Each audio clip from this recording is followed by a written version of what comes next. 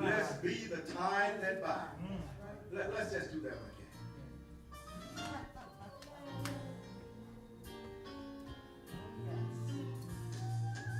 You see, she had some other kind of choir. And then she said, listen to this one. And I said, let's do this one. Reminds me of the old Shady Grove Baptist Church back in Columbus. Yeah, okay. Yeah.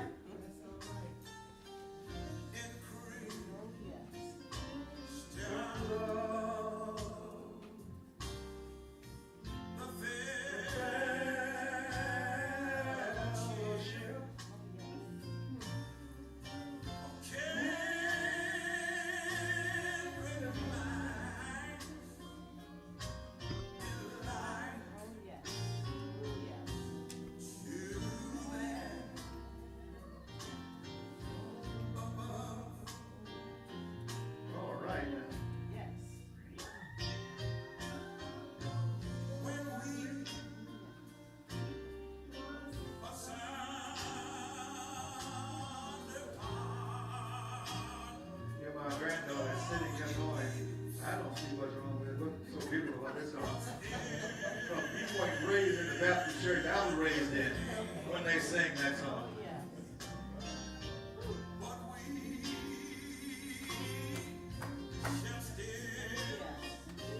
And Rosemary was banging in the one Baptist church I was in. I was going to North Carolina. She did.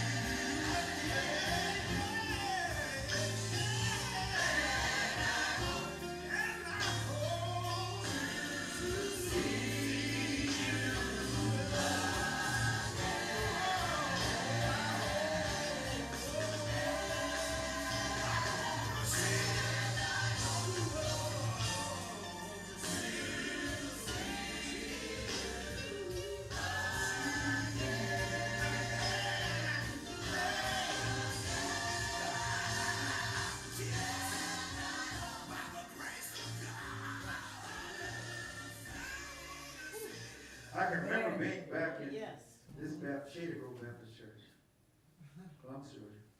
And they would play this song, and the sisters and the brothers would get to moving on this song. And last night, Rosemary plays tricks with me sometimes. She had about 4 proper songs singing this.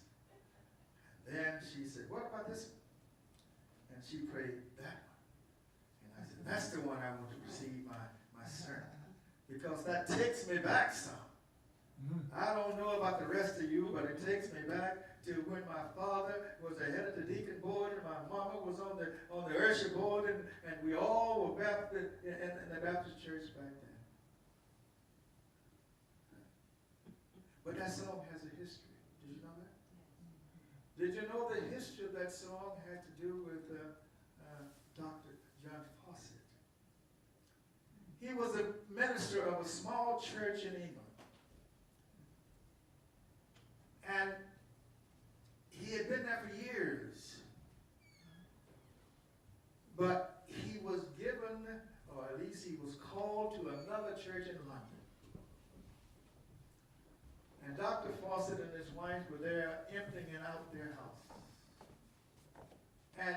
And the members of that small congregation in this small town kept coming up there crying and saying, I just wish you could stay here with us.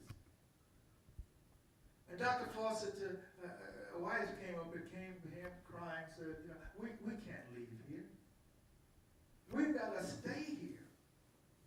And then he started crying, saying, my heart, God has touched my heart also. Tell the people to put all the furniture off the truck back into the house. We aren't going anywhere. We're going to stay here. And then he went and he wrote this song. Blessed be the tie that binds us in Christian love. The fellowship that we all can have as a result of that. Bring us peace and love.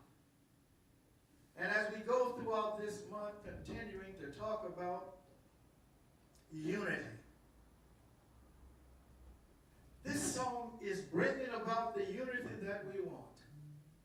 The unity that we want here at Agape. You see. We want people to understand that you are wanted here, that you're needed here, that we like to have you stay here. But you can't do it unless your mind is on the idea that I want to be part of this congregation. And I'm wanting everyone here to be part of this congregation. You too, friend. To be part of, I know you're part of another congregation, but I want you part of this one also. Okay? I stalled Fran when I said that. She was saying, I ain't leaving my church. I never asked you to leave my church. I just asked you to stay on with us. That's what I want you to do. And then after they had finished crying and everything, he went home and he penned this song. Did you hear what the word says? Blessed be the ties that bind our hearts in Christian love. The fellowship of kindred mind is like to that of God. You're talking about unity. Talking about uniting everything. The theme that we have for this month is the unity of all flesh, the unity of all people, the unity of all kinds, the unity of everything. And I'm reminded of a prayer that Jesus of Nazareth prayed, is found in John chapter 17, where he said that Father, bless them as you have blessed me. Unite them, make them one with me as I am with you, make them one with us. That's that concept of unity. Make them one with us. And so when we can continue to be at oneness with the presence of God within us, then we have really made a big score. So blessed be the ties that bind us in Christian love. Well, you see, too often we want to split off and be something different. We don't want to understand that we are one with God and we are one with all life. That's what we are. And this is what we need to do in this unity that we have. And as I heard this song last night, I thought, this is the thing that Martin Luther King was trying to get people to understand. When he had all of these people in the street around here protesting. I was sitting here years ago, not in this building, but I was sitting at home. Rosemarie was reading a book. And she went, and I thought, what's wrong, man? What's wrong? I thought she was getting ready to kick over. I can't leave my wife this early. I love this girl too much. I can't have her leaving me here at this time. And she said, I in this book. I said, what do you mean there's this book? He said, well, I'm being arrested was sitting in at a lunch counter, way back then. Now, you young ones don't know what big city was all about. She and some members of a college was at Woodworth, and they sat down at the lunch counter, and they wouldn't move. There's a song that they used to sing back in the Baptist church, I shall not be moved. I'm not going to be moved. I shall not be moved.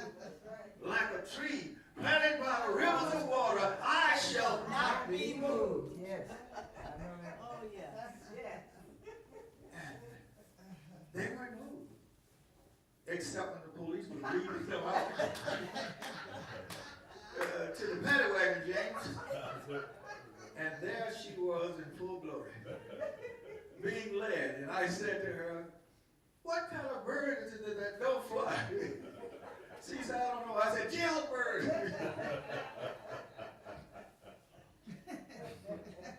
fact of the matter is, she was partaking in the idea of if I'm going to be in unity with the idea that's going on, I must participate. A lot of the young ones are too young to know what was going on back there. Some of you don't know what's happening when Martin Luther King was leading these marches. But you know the thing that was important? Martin recognized that there had to be unity. Yes. He recognized that there had to be a oneness. Yes. He recognized that a whole bunch of people had to take part in there if they were ever going to get the kind of freedom that they want. Yes. Peaceably. You see, he was following what Mahatma Gandhi had done in India. Mm-hmm. You see, Gandhi had been and India was under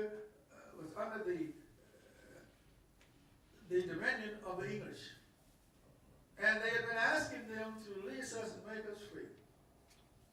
And it wasn't until Gandhi got a whole bunch of people to get out there and demonstrate, and as they were beaten on their heads with sticks, and as they were thrown into prison, they just kept on coming. Yes. Mm-hmm. Kept on coming. Just like the young people were doing during the 60s. And my wife happened to be there at one of the counters. Wouldn't get up when they told her to get up. Said, I'm not getting up. I have as much right to sit here and eat as everybody else. And as they But that was the intent. That was the as intent. they putted her off to jail. And she said to me, we had a good time. I said, what do you mean you had a good time? She said, well, the college found out that all of us were in jail, and the president of the college had the people in the cafeteria come in and fix breakfast, fix dinner for us, and they fixed sandwiches and brought them down to the jail, and they fed us, and we were having it singing. You were singing? Yeah, we were singing because we were rejoicing. Because we knew what we wanted to do. And I know that a lot of you would not have done that. A lot of you would have gone and said, well, I don't want to get involved in this kind of thing. But that's what unity will do for us. Just recently over in Ferguson, Missouri, they were being persecuted and didn't even know it. Right. Right. They were being taken advantage of and didn't even know it because they had accepted what was happening to them. They was accepting it until somebody said that I'm not going to take this no more. I'm not going to do that. And it did take a young man to be killed before they all came to the conclusion that I'm just not going to take this no more. You know that, Stephanie? Tiffany, I'm sorry. You need to understand that this oneness is what we need to do if we're to increase in faith that we have to do. You have to be in unity. You have to be in oneness. You can't go down the street one at a time. They'll take the one, put them in jail. Yes, that's right. But they won't throw a whole bunch of us. See, Martin Luther King had an idea. that we'll fill up the jail with people. You know, we'll fill it up so they have no place to put folks. You know, we're going to have so many people in jail that they won't have enough people to put in place. I had the occasion to meet Martin when he was still in Morehouse. I was at Talladega years ago. And I went to Atlanta. And someone says, that's Martin Luther King. I said, what's new about that? They said, well, you know, he's a minister. I said, that's a little boy. He said, yeah. His father ordained him when he was still a child. And every so many Sundays, he gives the sermon at the Ebenezer Baptist Church there in Atlanta. But he went further than that. He went with the idea that there's just nothing that can happen that if unless we can act in unison, unless we can act in oneness, then we'll never happen. That was what Jesus was saying at John chapter 17. You recall he said, prayer is prayer to God. Make them one with me. As I am with you, make them one with us. In other words, he was talking about this unity thing. This unity thing. And so when we talk about the unity of all life, we're talking about the idea that people have decided that I'm not going to take it anymore. And so I'm going to react to this. You know, it's an interesting thing. Once they start demonstrating, you see, on city council in the city of Ferguson, they only had one African American. They recently had an election. Elected two more. So they got 3 blacks on that city council and 4 whites. This would not have happened had this young man not died. Now, I'm not saying that anyone has to die, but maybe they do. I do know that in the situation with Martin, that a lot of people died. A lot of people died understanding that there has to be, it doesn't have to be, but there will be some life given up. There'll be life given up. As we attain this oneness that we need to have in order to reach the goals that we need to reach. And then Reverend Fawcett had it, blessed be the tie that binds us in Christian love. When you are bound together, you're bound together in love, then understand there's no way you can lose. And I'm saying to you, Agape, there's no way you can lose if you're bound together in Christian love. Yes, yes, yes. That's what we need to have. We need to have people that are so committed to something that no matter what is happening in their life, they are willing to go to the length to have it happen in their life. And so, don't be shy when things happen. And when we led people across the Pettit Bridge in Selma, you know, he could have easily turned back, but there were those out there with the billy clubs and the guns and the barking dogs and things, and they attacked them. But they kept on coming. Because they recognize that there's a unity of all life. And that when the unity of all life participates, then good things have to happen. And so I'm saying to all of you, understand that good will come to your life when you recognize that good will come to you when you are in unity with God. We all have to be in unity with God. We all have to recognize that I can't do this alone. That I'm coming here, I'm doing what I need to do, but I'm doing it because I'm in unity with God. Blessed be the tie that binds. Yes. That binds us in Christian love. That's the kind of thing that we need to be saying. Our hearts in that kind of love. We have to know that when we are in unison with other people, when we we have a common cause.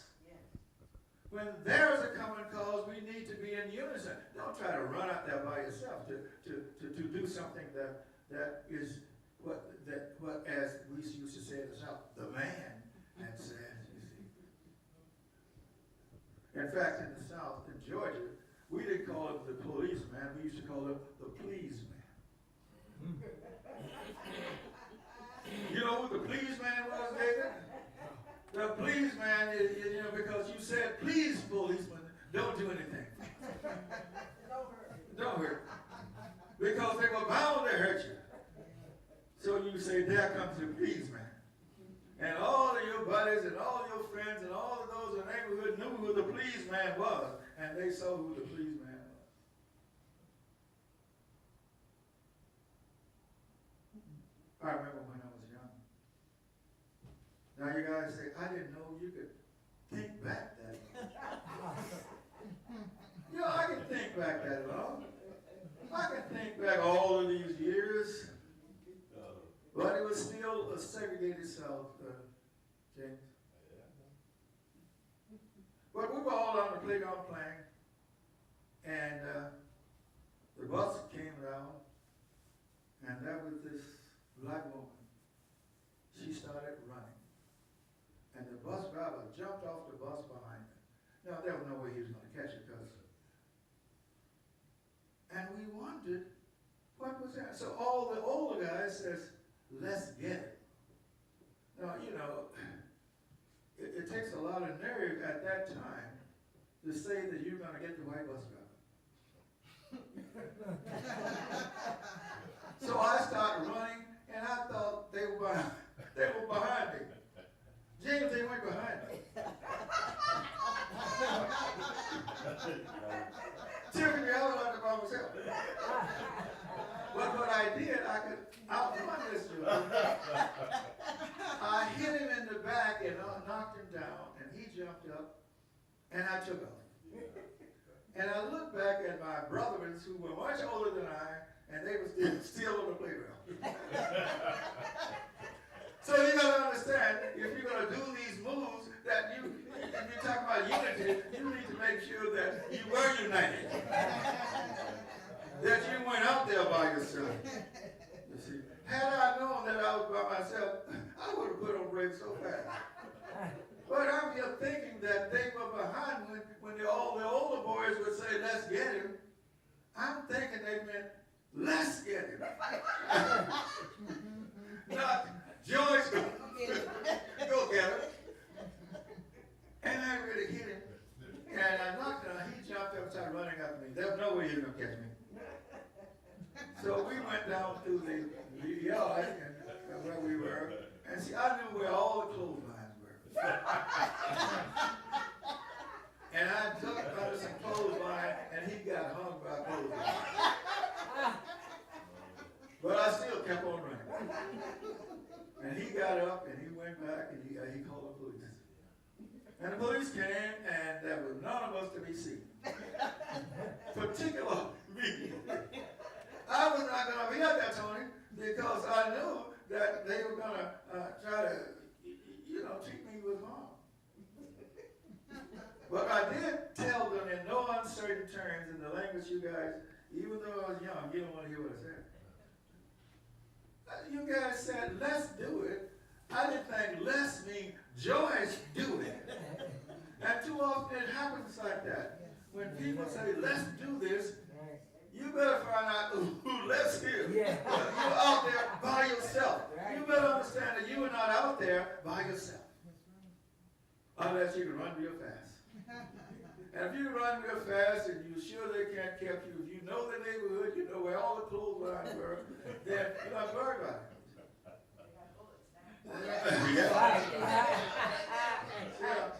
They had bullets back then, but they didn't shoot people back then. They would just catch you and beat you with a billy club. And hang you. So, I'm saying that in this quest for oneness, we need to understand what this oneness is all about. We need to understand, as Reverend Fawcett said, blessed be the tide that binds us. and Christian love. In other words, blessed be the tie that keep us unified. And when we are unified, then we can go forward and do the things that we need to do in order to have a complete life. Some of you young ones don't even know what I'm talking about. My granddaughter Tiffany is saying, what is he talking about? I never heard of anything like this. Tiffany, I'm glad you weren't alive in that time.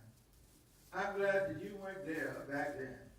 Because I know Tiffany would have been with me. Tiffany would have been saying, don't you bother my granddaughter.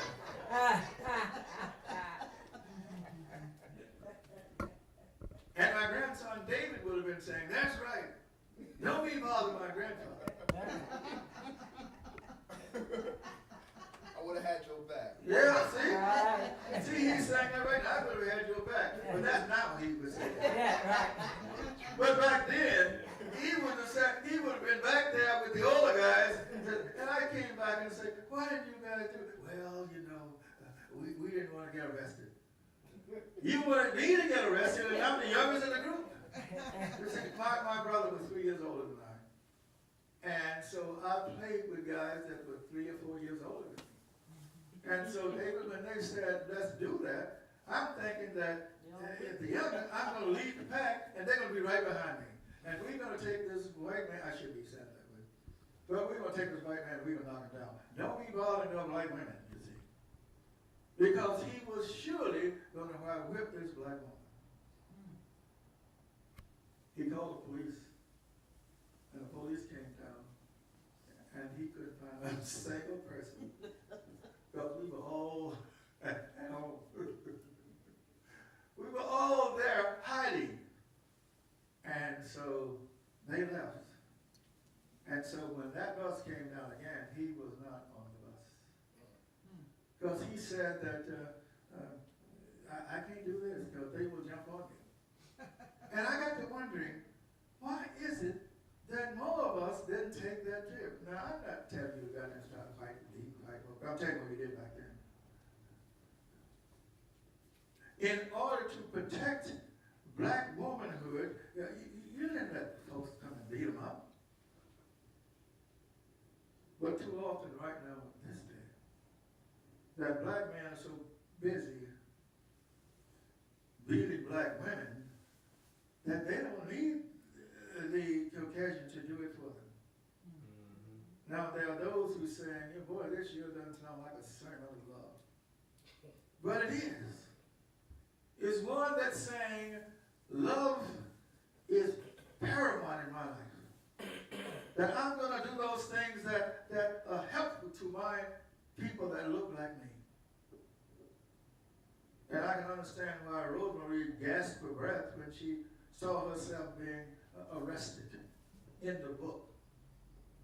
I said, find out who printed that book, Rose, and see if we can sue her for putting you in this book like this. And she said, I'm not going to do that.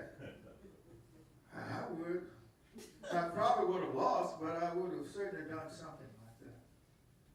But I'm saying, I love the idea that Reverend Fawcett was saying, blessed be the tie that binds. You know, this is what Jesus was saying. And when you talk in John chapter 17, make them one with me.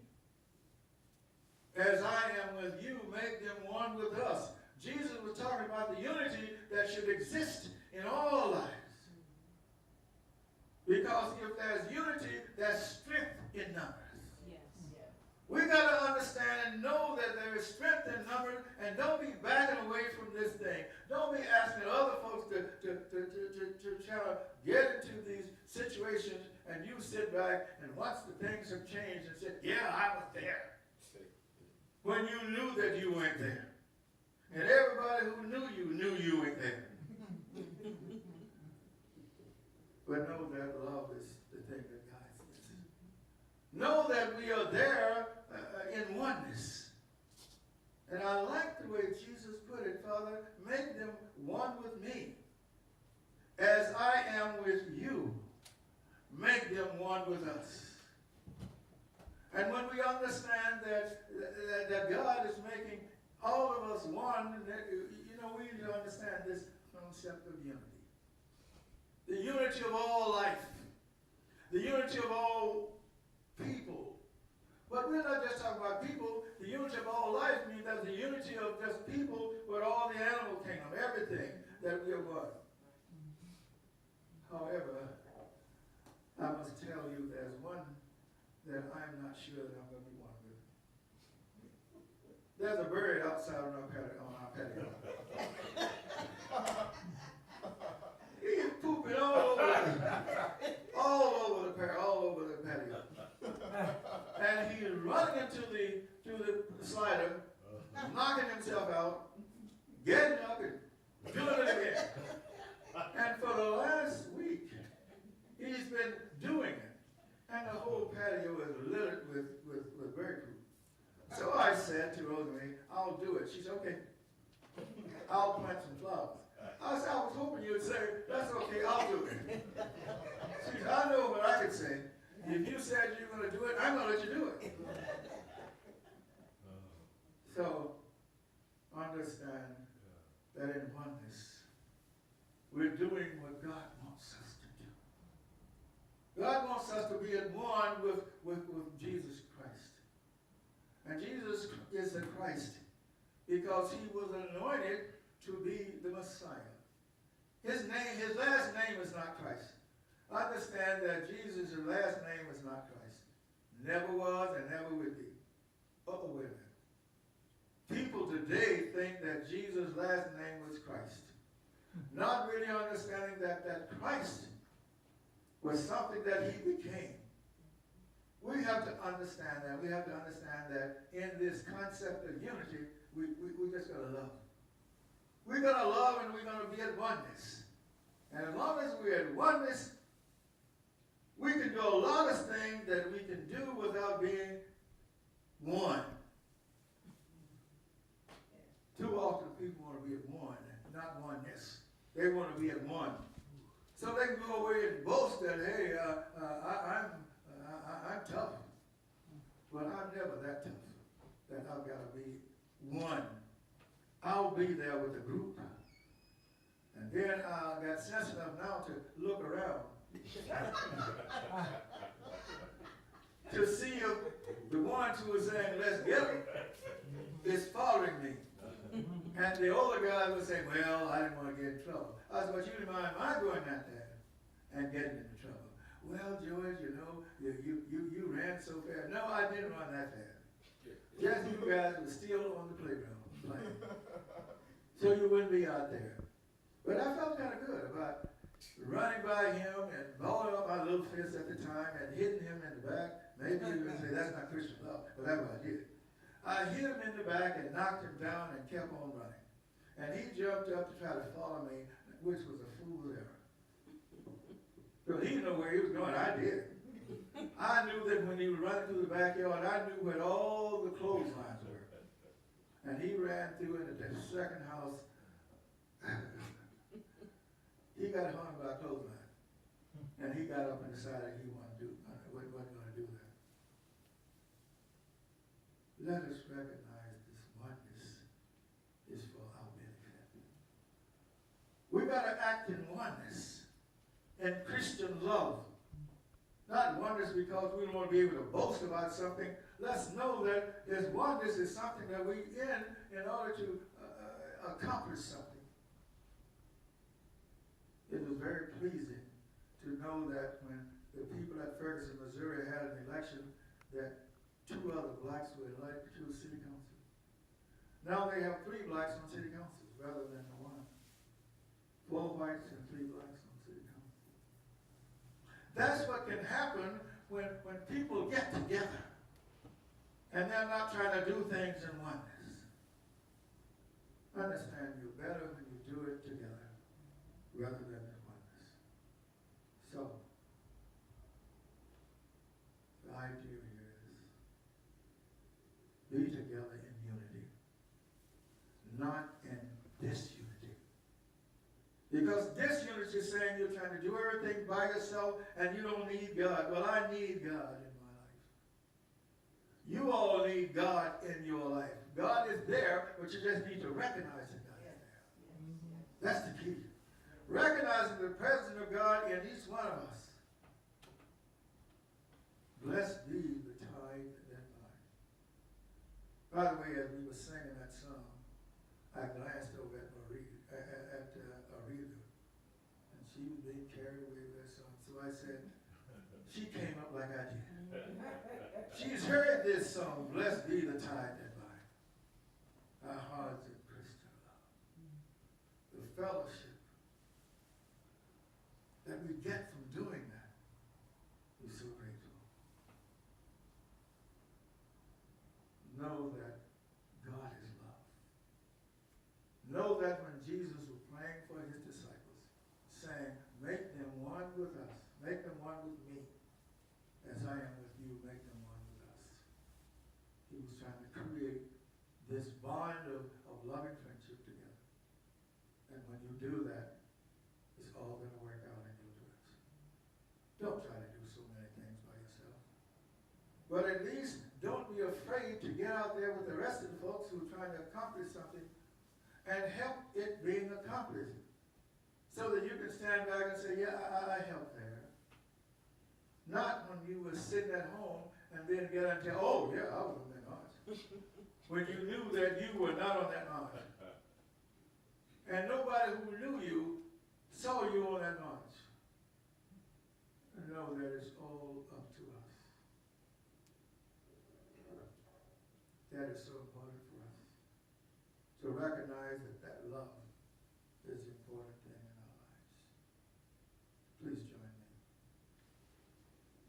Father, Mother God, we thank you so much for these thoughts of how important unity is. How important it is for us to act with people of like mind.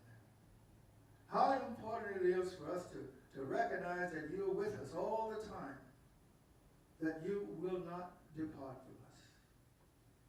And so when Jesus said, make them one with me, as I am with you, make them one with us. He's saying, open our minds so they can see how important it is for them to be at oneness with you.